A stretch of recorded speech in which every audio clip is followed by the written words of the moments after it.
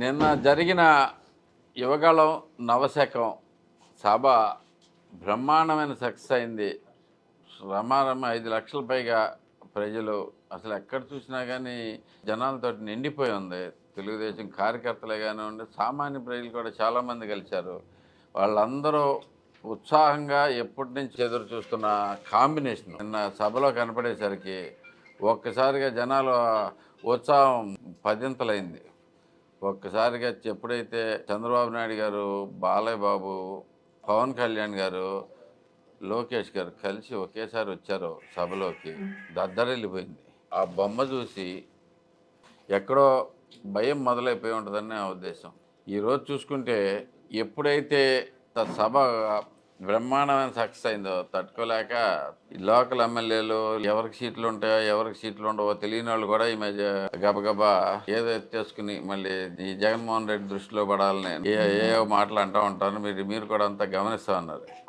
ఈ సభతోటి కొత్తగా నవశకం ఆరంభమవుతుంది. నిజంగా ఇప్పుడు చూసుకుంటే జనసేన కానీ తెలుగుదేశం పార్టీ కానీ స్వప్రయోజనాల కోసం పనిచేయకుండా 5 కోట్ల ఆంధ్ర ప్రజల శ్రేయస్సు కోసం మళ్ళీ జనసేన తెలుగుదేశం గవర్నమెంట్ రావాలి, అప్పుడే ప్రజలు బాగుపడతారు, కష్టాల నుంచి బయటకు వస్తారు, ఈ దుర్మార్గమైన పాలన నుంచి బయటపడి ఆనందంగా ఉంటారని చెప్పేసి 4.5 ఏళ్లుగా కుంటుపడిపోయిన అభివృద్ధి మళ్ళీ పరుగులెత్తించాలంటే జనసేన తెలుగుదేశం కాంబినేషన్ ప్రభుత్వం రావాల్సిందే అని చెప్పేసి అందరికీ అర్థమైపోయింది.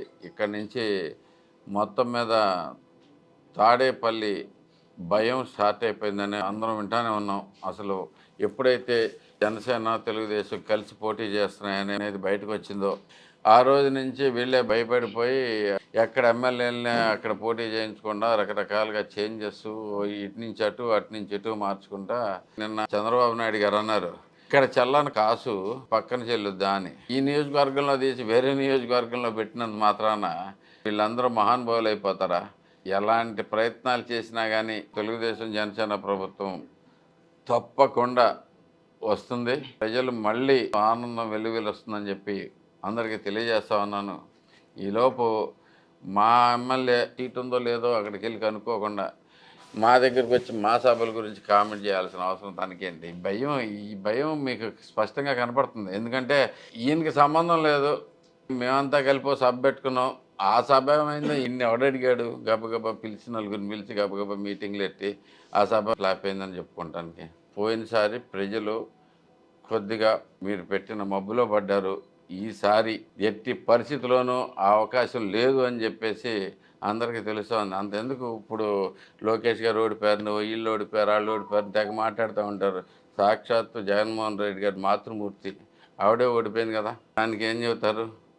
సో ఎప్పుడైనా కానీ అప్పుడున్న పరిస్థితి వేరు, ఇప్పుడు వచ్చిన పరిస్థితి వేరు. మీ ప్రభుత్వం ఎంత దారుణాలు చేస్తుంది, ఎంత దుర్మార్గం వ్యవహరిస్తుంది అనేది ప్రజలందరూ ఇప్పుడు తెలుసుకున్నారు.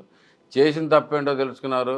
మీ ప్రభుత్వం మీద ఉన్న వ్యతిరేకమైన రియాక్షనే నిన్నటి సభ చాలా చక్కగా క్లియర్గా కనపడింది. సభలో మాట్లాడే ప్రతి మాట ఎవరు మాట్లాడినా కానీ శ్రద్ధగా పూర్తిగా తలలు అటు ఇటు తిప్పకుండా పూర్తిగా విన్నారు. ఎప్పుడు చూడలేదు అంత ఆర్గనైజర్గా సభ. చాలా అద్భుతమైన సక్సెస్ అయింది. ఈ సందర్భంగా ప్రజలందరికీ ఇంకొకసారి తెలుగుదేశం పార్టీ తరఫున, జనసేన పార్టీ తరఫున థ్యాంక్స్ చెప్పుకుంటా ఉన్నాం.